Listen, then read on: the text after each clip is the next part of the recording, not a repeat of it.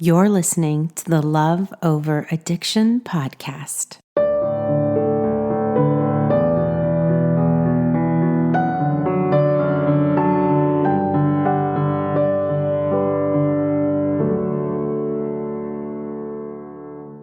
Thank you so much for agreeing to be on the podcast all the way from Australia, waking up at 5:30 in the morning to talk with us. I really appreciate it.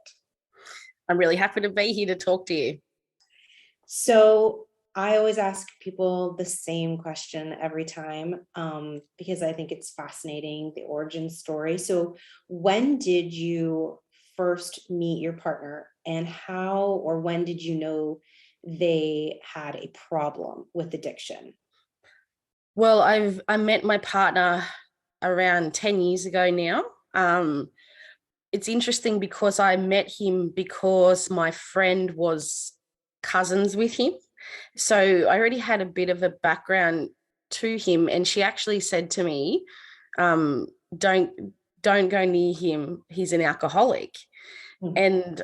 And I thought to myself, well, he doesn't seem to drink every day, so how can he be an alcoholic? And so but he was really cute, as they often are, tall, dark, and handsome. And when I met him out, I met him at a pub. We call it bar, you guys bar, pub, we call it a pub here. But at the time, I guess I was very caught up in a binge drinking sort of cycle myself. So that's kind of what I was looking for. And at that time, I didn't realize you can meet people in other areas of life, not just at pubs. So basically, when I first met him, it was a night out, but I didn't think that he was drunk, and I was quite under the influence, to be honest. And so he was really sweet. Nothing happened, but it was cold, and he gave me his jacket, and then we parted ways for the night. And then I didn't see him for a couple of months. And then we started dating, and there was no alcohol involved at all. He would just come over to my place, or would go out for dinner or whatever. And but the first sign that I noticed that it was a problem was about 3 months later. He went to a football training, and I texted him and said, what do you like, come over for dinner, what do you want to have? And then he wrote something back, and then I started making the dinner, and then he just didn't show up. And I was like, because his training was like an hour away as well. So I was quite worried. He had to drive on a freeway. I was thinking, gosh, I hope he hasn't crashed the car or something, you know. And so it turns out his cousin and him went to a party and ended up like staying at the party and all of that sort of stuff, and they were drinking. So it was about 3 months into the relationship that I started to notice. And then it actually escalated really quickly. I think he did a really good job of covering up. So in other words, he had the drinking problem long before I met him, and was able to cover it up a little bit at the start of the relationship. But once it kind of got a few months in, it was pretty hectic. Were you already in love with him when you found out, or when you first suspected that this was a problem? Yeah, like that was the thing. He would come over to my house, and he would help me clean, and he was really fun to be around, and all of that. And yeah, I did fall in love with him. And then it all came kind of crashing down. But then obviously I kept staying. And so I know even at that early, once I first started seeing it, so we had a housewarming party, my sister and I, and we lived together at the time. I think I was about 20, I would have been about 26 when I met him. And then at the housewarming party, he got so drunk that he fell over. And so things like that started happening really quickly. And my friends were saying to me, no, like, you got to get rid of him. That's so, like, he's doing some stuff that's really like embarrassing and not normal, And so pretty quickly I was like, had a lot of doubts about it. And especially because people around me were really kind of, I guess, sort of pressuring me into that as well. But I felt, I guess, and I think probably a lot of people can relate to, well, this might be just me, but I felt really sorry for him. because I thought he's a really nice person, but he's obviously like he doesn't know when to stop drinking. So I did talk. I've had so many conversations with him over the years about it, and I know that like even within the first year, we'd already broken up. You know what I mean? And then I just wanted to take him back. It was always actually me that wanted to take him back, even though I was the one trying to break up with him. And it sounds like I think until I'd listened to this podcast, I thought I was the only person in the world that had this kind of relationship that breaks up and makes up.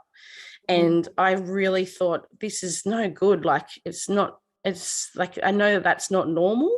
And the amount of other people that I've heard on the secret Facebook group and then just listening to the podcast that, it's just our way of trying to, like loving someone with an addiction is seriously hard. And so you can only take so much sometimes and you need to walk away for a bit. And at that time, I didn't have any strategies, any coping skills at all. And I also still didn't know he was an alcoholic.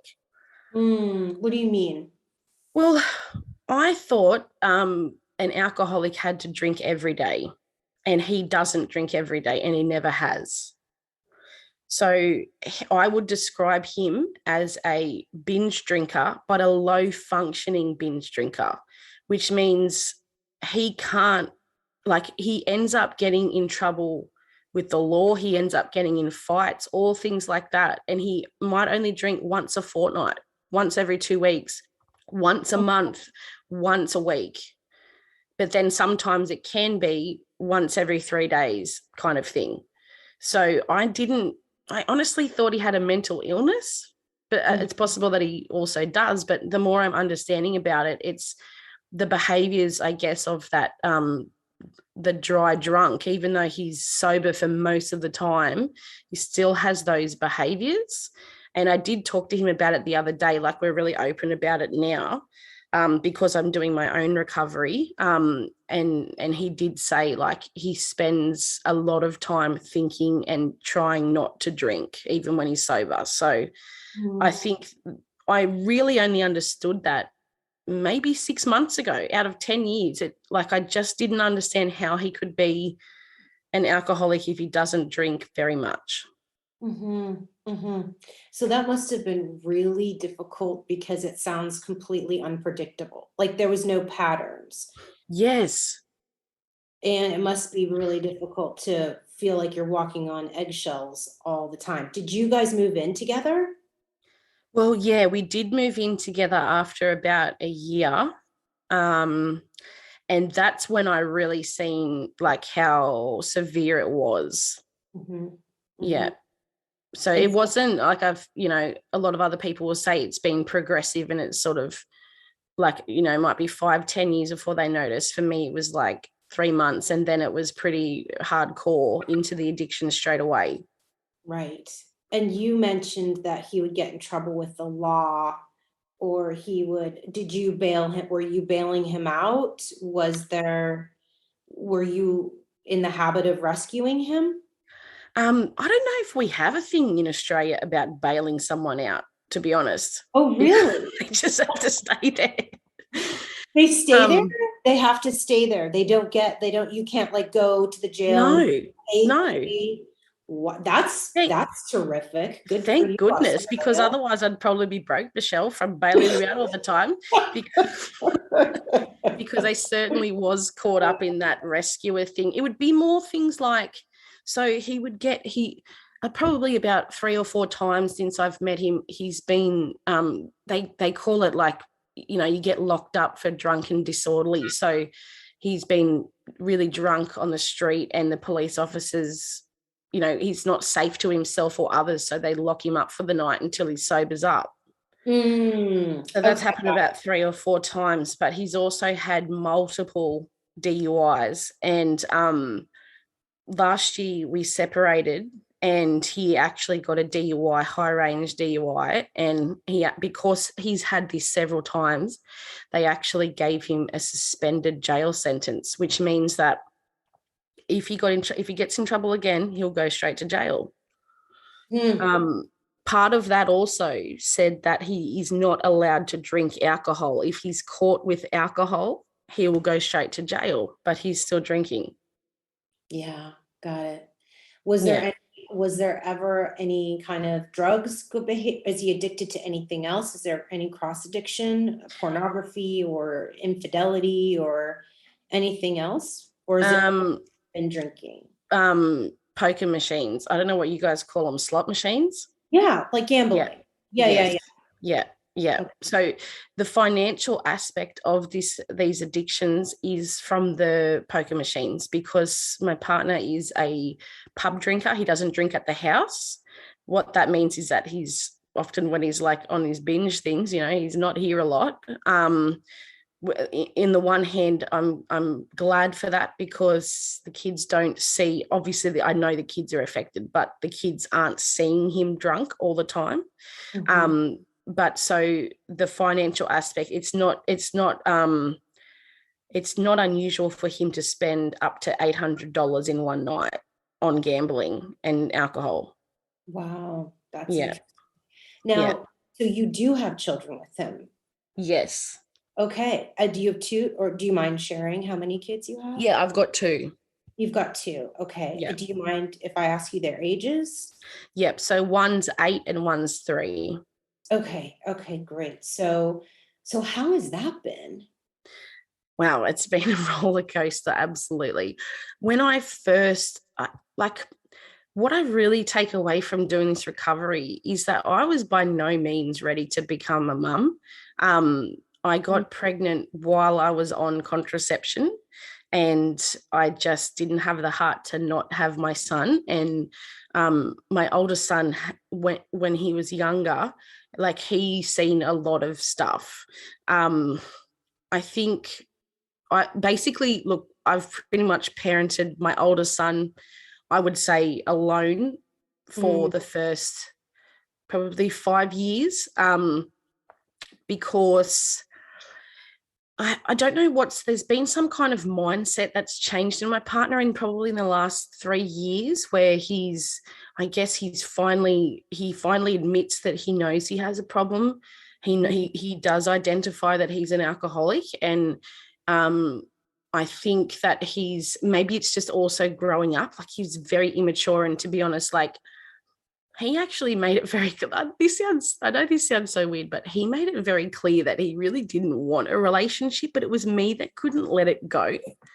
Mm. So I don't know. I think my self-esteem was so low because I didn't understand at that time, like, everything that he was doing, like, about he would take off, and sometimes I wouldn't hear from him for 2 days or whatever it might be. And definitely at that time there would have been infidelity, and I have, like, suspicions about that for sure. Um, so I didn't understand. I thought it was just a reflection of me, like, that he didn't like me or he didn't love me. Mm. And looking back now, I realized, like, he was really sick, and he still is really sick. Mhm. So yeah, I think my youngest son coming along, I think, I guess the positives for me, obviously, kids, your kids are life changing. For me, it was dramatically life changing, because as I said, I was caught up in that cycle of binge drinking myself until I got pregnant, and then I knew I couldn't drink, so I started to try and turn my life around, which I did. And I guess I didn't realize how caught up in it I was, because what really happened was it went from us having this partying and having a good time, but my partner never knew when to stop. You know what I mean? Mhm. So, but then it went from that to, like, me not going out at all and staying home with our son, and him, like, I know people say this, but, like, I thought that he would change once we had a child, but it didn't happen at all. In fact, it probably escalated. So I think that was really hard for me to understand. Like, I had changed, but he hadn't. And Mhm. but I wouldn't change it for the world, because I have such a close relationship with my kids, and that carries a big burden because they see me as their primary caregiver, obviously, and they're a lot closer to me than they are to him. They do, obviously they love him, but they don't have that connection because they haven't have that quality time together, you know. Do you ever think or fantasize about leaving him? Oh, absolutely. I actually, so during the COVID lockdown, we had a lockdown here. I mean, I did mention I've had a pattern of breaking up with him in the past. Last year, my dad was sick and they didn't know what was wrong with him. And they thought that it might have been cancer. And I'm really close with my parents.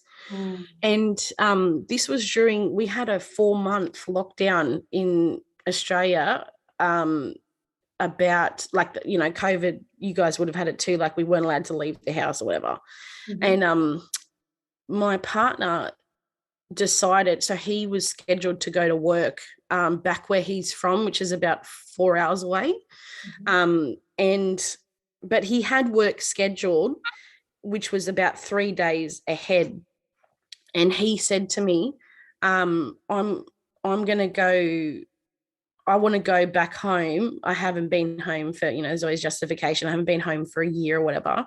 Um, and then I'll go to the work up there. He had like a week's work or something. He does casual work. And yeah, so in lots of different places. His job takes him to lots of different places. So but the issue with that was that my dad was finding out if he had cancer the next day. And I was like, I Mhm. didn't say anything at the time because I thought, he goes, do you mind if I go? And I didn't know what to say because part of me was like, well, I feel like as a person, you should just know that, you Mhm. know, it's not an okay time to go. Mhm. Um, but I didn't know how to say it. And I'm doing another recovery program as well.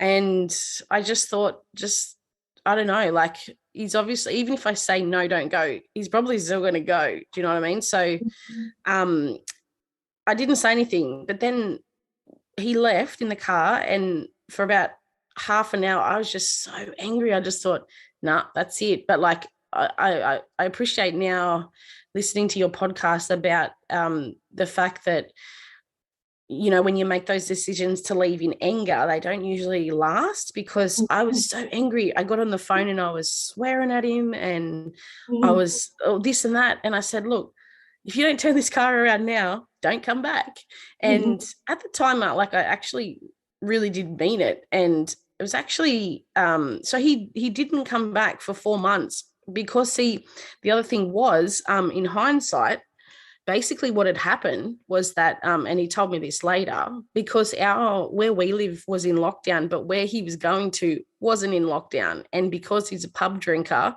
he obviously had a craving. He knew he wasn't allowed to drink at the house and he couldn't go anywhere to drink. So in his mind, that justified him going back to see his family to go drinking with them. um it was the toughest time of my dad ended up not having cancer, thank goodness. And he's fully recovered now. He had a bad infection, but the positive thing about it was that because of the lockdown, my partner couldn't come back. And for the first time in my life, I had so much time, because I was in lockdown, to work on my own recovery. I thought, no, this is way out of hand. You know, I don't want to live like this anymore. And so Mhm. I actually started, this is when I discovered I found you on YouTube actually, and I started listening to that, and everything just suddenly clicked. And I realized like what was happening. And so I just dived straight into it. And also, I guess, looking at my own role as well, of where I've come from and my upbringing and how that's led me to where I am today. And I guess, yeah, like trying to visualize. Yeah, so 100%. I have left several times, but and so to cut the long story short, he ended up rocking back up here. Well, he didn't rock up. He told me first that he was coming, but he was suicidal. And I know that a lot of people were saying to me, he's manipulating you just to get you back and all of that sort of stuff.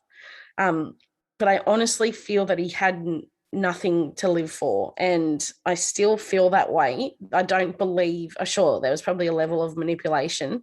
I didn't feel strong enough. I had only just started the Stay or Go program, and I didn't feel strong enough to know that if he had done something to himself, that I could live with the guilt of that without having finished my recovery first. So I hope that doesn't sound too weird, but I hadn't done the work. I'm doing the work now, and I just want to save up for an emergency fund, and I haven't finished the modules of Stay or Go. So I know that once I get to that, I'll feel more, I guess, understanding about making a decision in the right frame of mind. Yeah, that's brilliant. I love that because I think so often we jump too quickly into the end game, which is should I stay or should I leave? And even if we do decide to leave, if we have not done the work, we're at risk for repeating the pattern of getting Yeah. into a bad relationship again. Maybe not with an alcoholic or addict, but with somebody who could be verbally abusive or physically abusive. So I don't think we need to rush to that decision and put that unnecessary pressure on ourselves. But I remember being married to a good guy who struggled with addiction. And sometimes alone, I would fantasize about the life I would live if he just magically went away. And, what would I do? And with my free time and my free thoughts, because, we're so often addicted to the addiction ourselves. So I just didn't know if there was like a place that you went and escaped, in your mind, or what would you do with your kids, or where would you live, or if any of those questions, if you dared to dream about any of that, because I think that can be really life-giving. It can Yeah. make you feel really guilty, but it can also be the key to getting out of this relationship is daring to fantasize about the idea that there is life after this relationship if we choose to have one. Yeah, I think it's really interesting because in other areas of my life, um I'm doing really well. So I have a really good career, Mm, and I'm really successful at it. I'm financially independent. We've never had joint bank accounts or anything like that, which might suggest that there has always been a problem with addiction. But um, so I think, and I love where I live. I live 2 minutes away from the ocean. mm, And, the kids and I just walk down there most days after school or whatever. Um, it would be more that my main thing that I feel that I'm missing out on is being able to be around my family and friends more, mhm. and actually be able to have a partner that, well, or just to because it's obviously you don't want to just replace one partner with another. That's the other thing I've realized as well. But that's the struggle I've had with my partner is that because of some of his, those dry drunk behaviors, I feel that he might do something when he's around my family and friends. So Mm, I don't really like having him around them too much. And so sometimes it just feels like it's just me and him and the kids, or me and my friends and my family separate. mhm. So that's really hard to maintain. That's probably the biggest issue that I have is that. Do you mind if we talk about your family really quickly? Because I'm curious when you said, and I love that you are taking a look at your responsibility in this relationship. And I think so often all of us just put all of the blame on the addiction and the addicted, and we use that as an excuse to kind of get lost in ourselves and our own lives. Yeah. But so I love that you're doing that. I think that's a beautiful part of recovery for you. You said you were close to your parents Yeah. and you had a healthy relationship with them. Um, So when you think about your past and you think about your childhood, what is it that you come to the conclusion on why it is that you were attracted to this relationship despite the red flags and the warning signs? Absolutely. My grandfather died when my dad was 4. He died in a drink driving crash. He was an alcoholic. Mm, My dad's 3 brothers are alcoholics, everyday alcoholics. The 2 of them are passed away now. And my dad was a binge drinker, that would drink. His binge drinking was more predictable. He would drink on Friday and Saturday nights. mm, Um, but he was quite verbally aggressive, and we seen a lot of things as a kid, that really weren't good. So, surprise, here I am. It was really interesting, because my sister, so I'm the middle child. I've got an older brother, me, and a younger sister. And my younger sister, she went through this phase that she hated my dad. She hated him. She wanted my mum to leave, all of this sort of stuff. I mhm, took a different approach. My approach was I felt really sorry for my dad. And my dad has a facial deformity, is mhm, probably the best way to explain it.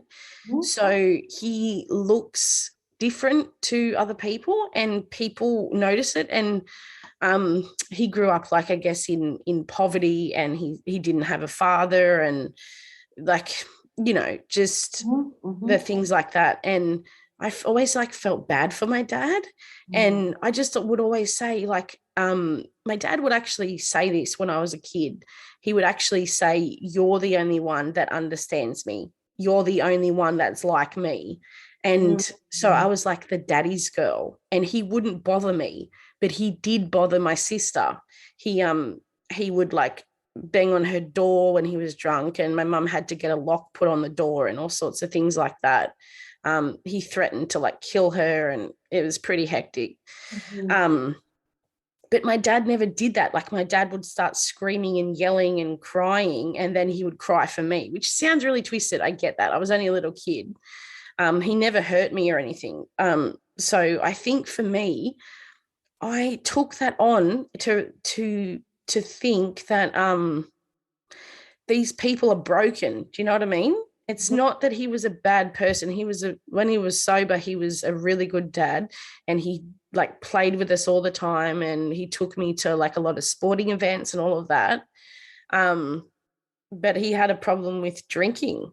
So then I've ended up, I guess, and then I was attracted to that. Like, I used to love hanging out with my dad and talking about things when he was drinking, before he got to that point, before he got to the point of where it, like, would go bad. It would Mhm. always go bad. Every single time my dad drink, it would go bad. Um, but I loved talking to him about it. Like, I loved talking to him before he got to that point, because he would talk about, it was the only time he would talk about his upbringing as well. Mm, And so it was the only way that I could learn about his family. And it was also the only time that he would talk to me about my culture as well, because, I've just had a little person wake up, Michelle, so hopefully he's not going to be too disturbing. Um, yeah, so, because my family is Aboriginal Australian as well, and so it was really, when he was like that, it was really the only time that, we could talk about that. Sorry. it's okay. I'm a mom too. I get it. Yeah, so that was quite interesting. And my partner now is not the first person that I've been with that's been an alcoholic as well. It's I've only been with one person that wasn't, Michelle. So it's really Mhm. interesting. And so again, now I'm reflecting on that, and I'm thinking, well, it's not just because it's so easy just to look at the squeaky wheel, which would be my current partner. My dad is not in recovery, but he doesn't drink anymore, I think, just because he's getting older. Mhm. Um, so that Well, hasn't sort of, yeah. it's interesting because from what I just heard you say, if you stuck up for yourself in your house, you were punished. If you used your voice like your sister did to, point out wrongs or injustice or anything of the sort, you were harassed and bullied. Yeah. So you had a learned behavior when you were very young, that not only would he spare you, the bullying or the harassment that he's giving to your sister, but he would praise you and reward you Yeah. Yeah. for being complacent or compassionate or empathetic. So Yeah. you learned that those characteristic traits served you well in a survival mode in your home. You didn't have a choice to leave when you were younger, so you had to make the best out of it. Yeah. But then what sounds to me like happened is that became so comfortable and familiar to you that when you were out and about in the world, you reconnected with other people struggling with addiction on a subconscious level because it was familiar and comfortable. They reminded you in some way of your dad, and there was very good times with your dad. Yeah. So it's interesting to see how this learned behavior applied to your adult life as well. Yeah. What is if you don't mind me asking, because I'm super curious, and it's totally fine if you say I'm not comfortable with this at any point, but what is your relationship? What is your sister's relationship like, romantic relationship like? How's that played out in Yeah. her? So I've spoken to her about this lots of times, actually. She has never really been able to be successful in a relationship. So she's been single pretty much like her whole adult life. And because she actually was dating a guy that just recently broke up with him. And she believes he was an alcoholic. And that was the first time that she dated someone like that. But the thing is, she was quite able just to say, you know what, I deserve better. And she's always been like that. She's always said, I'm not going to settle. If I find someone, that's great. If I don't find someone, I'm okay with that, because she doesn't want to settle for anyone that's going to mistreat her or isn't what she needs or whatnot. But she also has a pretty toxic style of communication, just like me.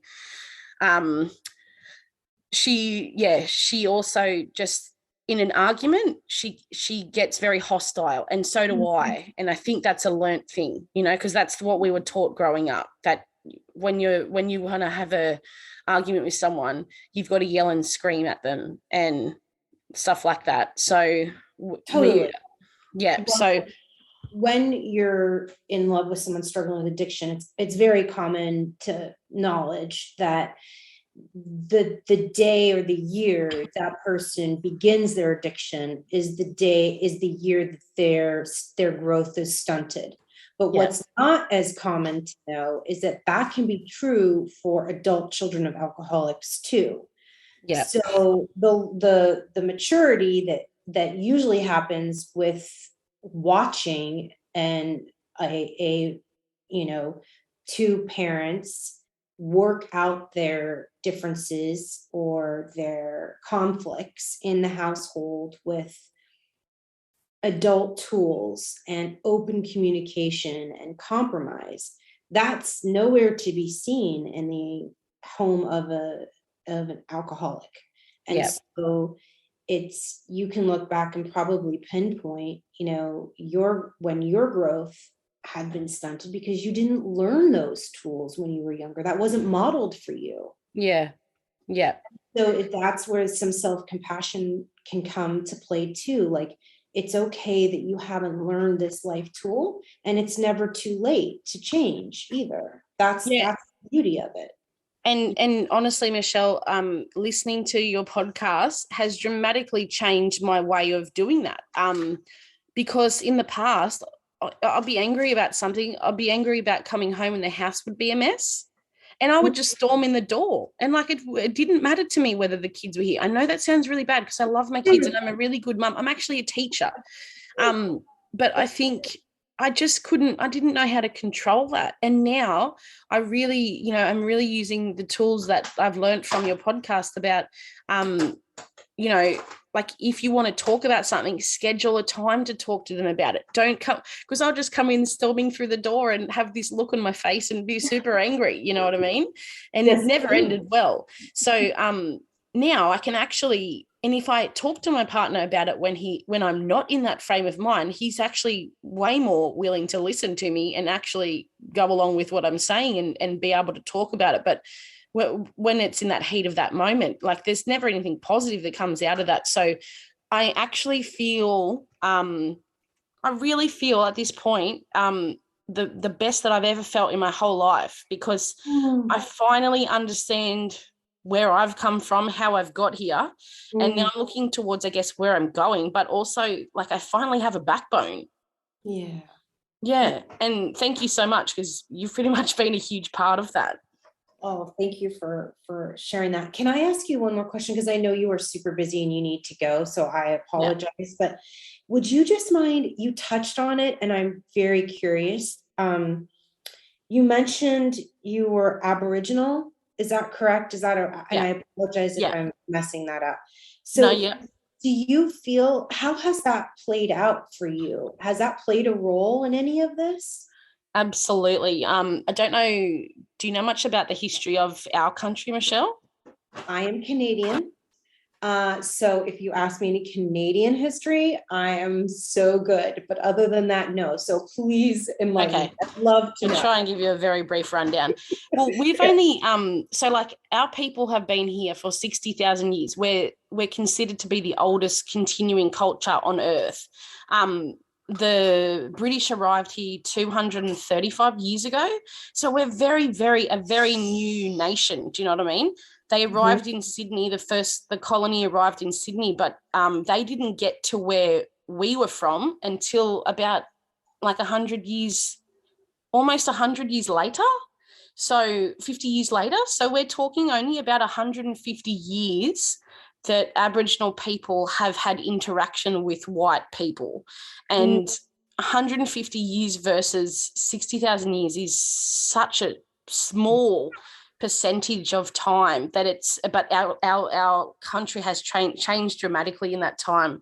I guess I think it really helps to explain, for me personally, my mum is Aboriginal and my dad is the white family, which is interesting because I know I just told you that my dad would talk to me about my culture when he would be drinking, but it's actually my mum's side. But because of there is such a huge level of racism here towards Aboriginal people, and there was such a also the time that my mum grew up, the government was taking Aboriginal, they were calling them half caste, which is like an Aboriginal mother and a white father. They would take the children off their parents and put them into institutions just because they were like to actually eradicate our race. So I guess historically it wasn't safe to identify as being Aboriginal because of that, because you could literally get taken off your parents just for being alive. But I guess, so for me, I was longing, like I've experienced a lot of racism in my life. I'm identifiably Aboriginal by looking, but I didn't have that connection growing up because I didn't grow up with that. And so for me, I was always trying to search for that. And then my partner, on the other hand, has totally had that experience with his family. His great-grandparents were living like what we would call a traditional life, which means that they were living off the land, they spoke their language, all of that sort of stuff. The government or it was mainly in this time, it was done by the churches, missionaries. The missionaries took his great-grandparents, put them on an island. There was obviously lots of other families with them. It wasn't just them. The island was run by missionaries and they had to, dress a certain way. They had to stop eating their traditional food. They weren't allowed to speak their language. And they weren't allowed to have their beliefs anymore. They had to teach them about Christianity. And then they basically worked for, they essentially, it was like, we have a huge issue in our country with calling this slavery, but essentially that's what it was. They worked without getting paid. They got paid in rations, food. And so my partner's grandparents were the first people allowed to live in the town, and they lived on you guys would call it a reservation. We call it a mission, because it was set up by the missionaries, and the missionaries you weren't allowed to leave unless you got approval. Like, you weren't even allowed to go travel somewhere unless you got permission from the missionaries. And then so my partner's mum was the first generation to be allowed to go to a non-segregated school. So she's passed away, but she would only be 60 years old, to give you an idea of how short of a time we've had. So he's so that would be the first generation. His mother would be the first generation to be able to, like, buy a house or to be able to work and get paid and that sort of stuff. And so we have this term that we call intergenerational trauma, and it's basically about, you know, all of those things that were taken away, like the cultural identity and the ability to be able to be who we were supposed to be, has had huge impacts. And I know for my partner, because he grew up on the mission reservation, it's been really hard for him because his whole family is entrenched in this. The cycle of poverty. I know he grew up, he didn't have electricity in his house. You know, they didn't even have a bed. Like, he would just sleep anywhere. He told me they'd have people drinking at their house every night. So for him, it's so interesting how it's just, we grow up with what we think is normal, you know? And so for him, you know, he lost his mum when he was 17. His father was a drug dealer that was in and out of his life, his whole life. And so it was just that his mum had 3 boys, and they just sort of raised themselves. It's really, and for a long time, like, I always understood, like, how his upbringing has led him to where he is with his journey. But I never, so I've always understood why he is the way he is. And I've always had empathy for that. But because I didn't understand that it was an actual disease, I didn't have a lot of compassion towards him. But now I guess I'm at that point that it's like, I think it's more about, for me, do I want to accept this for my kids? Because if someone doesn't change this, it's just going to keep going. And I think I love when you say, you know, you've, like, having one strong, sober parent is really important. Because for me, I think, even though I've obviously ended up in this, I do feel like I'm genuinely a good person that has, my life has been pretty successful. I'm doing a master's degree right now. I work as a teacher, all of that sort of stuff. But I think, yeah, it's at some point so we ended up leaving. We were living in an Aboriginal community, but we ended up leaving because I said, I don't want to bring the kids up here. I refuse to let the kids grow up here, because all of my kids' cousins are, the teenagers are going to juvenile detention, you know, kids' jail. All of that, and it's just, and they're good people, but it's so entrenched that it's just really sad, you know. Our life expectancy as Aboriginal people here is around 58 years old. Really? My partner has diabetes as well, and most of his family also have that. So I think it's really devastating. If you ever get a chance, actually, I might send you guys there's some really interesting animations about the intergenerational trauma and how that colonization has impacted. And I think we have a huge issue in our country that people say to us, like, you just need to get over what happened. It was such a long time ago. But I mean, we're talking only really like 30, up until 10 years before I was born, you could be expelled from a school just because you were Aboriginal. So it's like, for us here, we're in baby steps. Yeah. We've still got a long way to go. I would love for you to send me anything that you can. I'd love to learn more about this. I'm so sorry. This is just this is I had no idea. I had no idea. And I'm really sorry that this is so unfair and unjust and so fresh and so new. Yeah. Um, wow. Well, I am so grateful. I know you are a mom and I can hear you making breakfast. And I know look at you, you're getting your master's degree. You're working as a teacher. You're right now behaving like a single parent. I am really proud of you. I am so, so honored to talk to you today. And I know what you just shared is going to be incredibly helpful to thousands of other people out there. So I thank you. Thank you so much for taking this time. I know it's not easy for you. And you woke up super early to do it too. Well, I've got to go to work in half an hour actually, so it was Oh good my timing. gosh. Okay, But thank good. you, Michelle. I just wanted to say, honestly, your program and your podcast and the secret Facebook group has completely changed my life. And I feel for the first time confident that I can actually, that about the not being powerless, I have a power to choose my own destiny. And I'm really trying to break this cycle for my kids. So thank you. You are more than welcome. I am cheering you on every step of the way.